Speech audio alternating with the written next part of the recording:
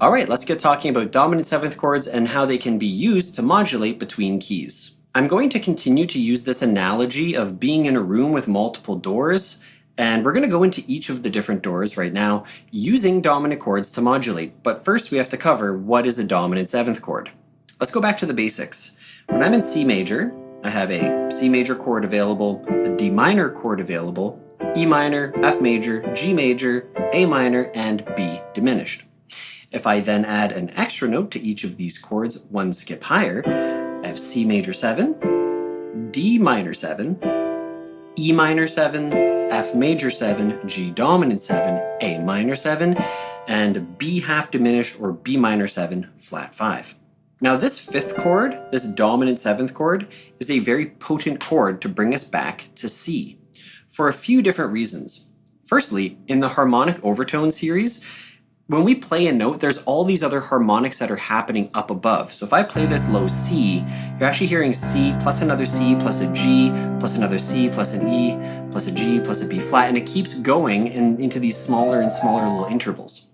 But the first note that we have that isn't a C is this G.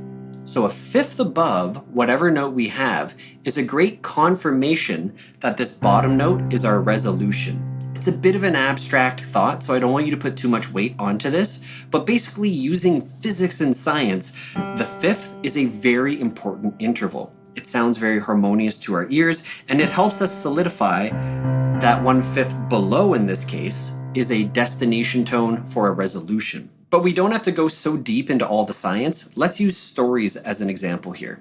If my story is, I woke up this morning, I went to my neighbor's house, and I came back home. That'd be a pretty boring story. I haven't gone very far, I haven't done very much, but as most great stories have, there's a whole journey. So if I start off at home and I go all the way to the ocean so that I can catch some fresh fish, and then I come back home and I make some sushi, maybe that makes for a better story. But the idea here is, with our harmonic story, we wouldn't just move over a note and come back. We can, I'm not saying we can't, I'm just saying that's not the most convincing move. I can move a little further, maybe to E minor and back to F and back to G and back. So what's the furthest journey that we can have with these notes that are available to us?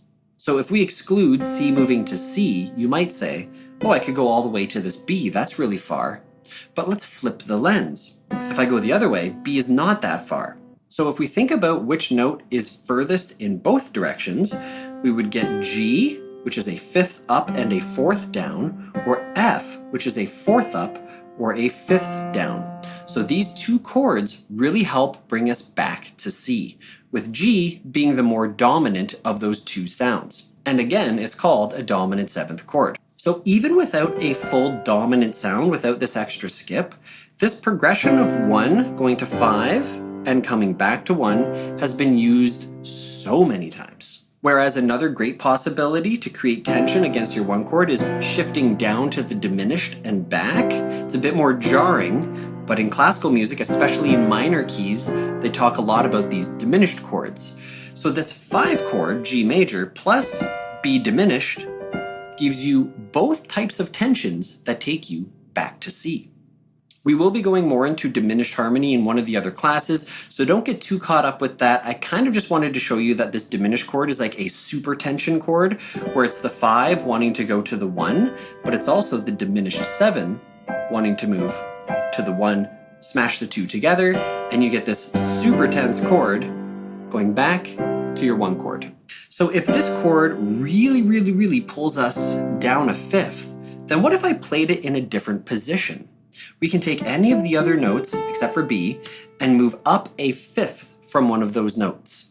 At that destination, we will play a dominant seventh chord that resolves down a fifth to the chord that was in question. So again, D minor, E minor, F, G, or A minor. So let's modulate into all of those other possible keys. We're going to be ringing through our keys to open up all the different doors, but we're just using one type of key. Maybe the key that we're using to visualize is the big key. The big key is the dominant seventh chord, and it can take us into any one of those other doors. Let's start off by modulating into the D minor door. Now up 1/5 from D is A, And for a fifth, you can just think 7 semitones, but eventually you should know all your perfect fifths. You can also think of them as bottom note to a top note of a major or a minor chord. That's the distance of a fifth. So here's D, here's our destination. We're going up a fifth to A, and we're going to play an A dominant seventh chord. So we're going to play A major, and then one tone below our octave is going to give us the extra note that we need for our dominant seventh chord. We call this note a minor seventh or a flat seven. So it's a major chord with a minor seven or a major chord with a flat seven. So we have this A dominant will take us to D minor. So we're going to start each of these examples in C major, our home key, 1, 5, 1. And then we're going to modulate. Here's our A dominant to D minor. Now it feels settled in D minor. So we're going to use the same trick for all the other keys. For D, we went up a fifth, we played dominant down to D. And I will supply a PDF with all the different dominant seventh chords and their notes, so make sure that you look out for that within the resource section of this class. Next, we're going to modulate from C major into E minor. We're going to go into the E minor door. Let's move up 1/5 from E minor. We end up getting B. We're going to play B major, down a tone from the octave. That gives us B dominant seventh, and then we resolve down to E minor. Let's try it out. 1, 5, 1 in C. Let's play that B dominant. Now we're in E minor. Let's keep it going. This next one's kind of funky because we're going to be modulating to the F major door. We're going to be using a key to get through that door. And what is up a fifth from F? Well, it's C. But aren't we already in C? How can I use C major to modulate to F major? It's just going to sound like I'm staying in C. Now remember, the dominant seventh chord is a major chord with a tone below the octave. Is this B flat from C major? No, it's actually from the F major scale. So it's like a foreshadow of the next scale to come. Because we're playing this note that is not from C major, it tells our ear that some sort of little harmonic twist is happening. This works the same way. So I'm in C major, 1, 5, 1. Now I just play C dominant 7, which is the 5 of F major. Now I should mention, when I say 5 of, that is an important term. All it means is up a fifth from your destination as a dominant chord, sometimes known as 5/7. And this is all represented in Roman numerals. I can't go too deep into the weeds to talk about all of harmony and progressions. I have other courses on that stuff, but I'll do my best to make sure that I cover all the stuff needed for you to best understand modulations. So the 5 of D is A7 up a fifth. The 5 of E is B7 up a fifth. So when I was saying the 5 of F, I was talking about C7 up a fifth from F. So again, 1, 5, 1. The 5 of F, which is C dominant 7, takes us to F. Now it kind of feels like we're in F major. The same thing applies when we're heading over to G. Here's our destination. We're trying to get through the G door. Let's go up a fifth. We have D major, right? D major with a flat 7, one tone below the octave. This is D dominant 7. This is the big chunky key we were looking for, the dominant key to go into the dominant lock to get us into that room of G major. So again, we have 1, 5, 1 in C major. This grounds our ear, so we're hearing that we're in C major. Let's try out this D dominant 7. It takes us into G very nicely. We have one more key that we're going to cover because, again, the B diminished door is banished. A minor is our next key, and this one has a special function. Some of you may know that C major has a brother or sister key. We could say a relative key. It has the same DNA, the same way relatives have very similar DNA, but it doesn't sound major, it sounds minor. And that is A minor. A minor shares all the same notes as C major. To be more clear, it's a natural minor. There's plenty of different types of minor scales. So we're going to be modulating to A minor in this case. And this is one of the most common types of modulations because it's almost like you've never really left C. You've kind of just opened up the possibility of playing a more minor sound for a while still staying very close to your home key. It's all the same notes, and it's easy to modulate back to C from this point.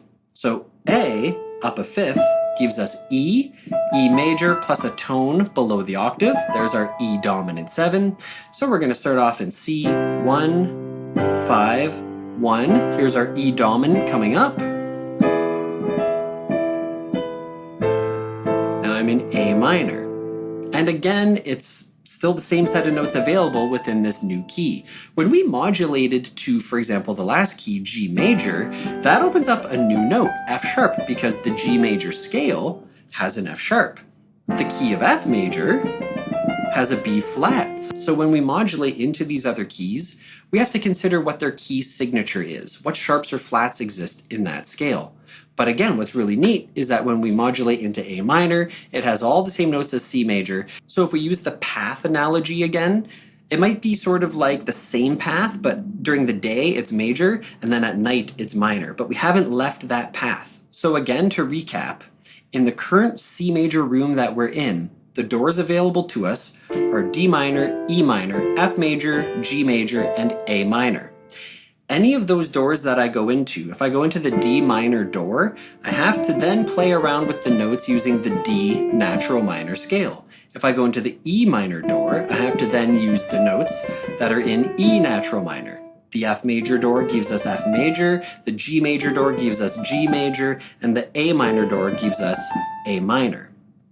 So while we're using chords to go between these doors, once I'm in that room, now it's not just chords, it's that whole set of notes. The whole scale or key becomes available. To get into any of those doors using a dominant 7th chord key to get in, you want to make sure that you consider, where's my destination? If it's the D minor door that I want to get into, you go up a fifth and you play a major chord plus a flat 7 above it, or a tone below the octave. Now this is a dominant 7th chord, and it allows you to open up that door so you can get into the key or the room of D minor. Now those are the most common modulations available to us because we're kind of never really leaving the path too far. We're still choosing chords or keys that are somewhat related to our home key. But there's two other options that we can have to get further and further off the beaten path. What if instead of modulating to E minor, I modulated to E major? Or instead of D minor, D major? Instead of F major, F minor? So using the same roots as our destinations, but flipping the tonality from major to minor. It's going to be more jarring, but it still works. A dominant 7th chord, as we've already kind of demonstrated, it likes to fall down a fifth, but it's not biased as to a major or minor resolution. Some will sound a little bit more effective and natural, whereas others will be a little bit more challenging, but they'll still work. So let's use D minor as our first example. We're going to change it to D major. Now we're not really considering at this point harmony that's within the key of C major, but again, that's the point, we're getting off the beaten path a bit. So now I have 1, 5, 1 in C major. D major's dominant chord is still the same as D minor's. It's A dominant 7. Now I'm in D major. Still transitions quite nice. Without me talking, one more time.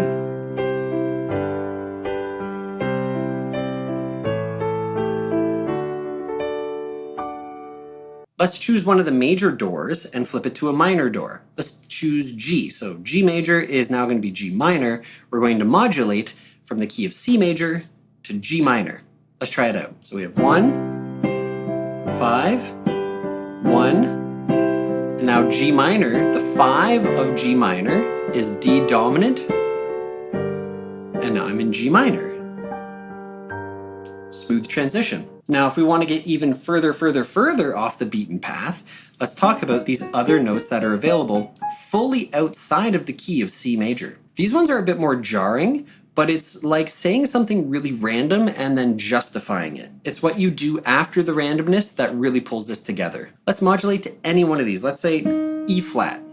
So I'm in C major, 1, 5, 1. What is the 5 of E flat? It's B flat, so let's play B flat dominant 7, and then to E flat, let's say minor, okay? Without me talking, here it is again.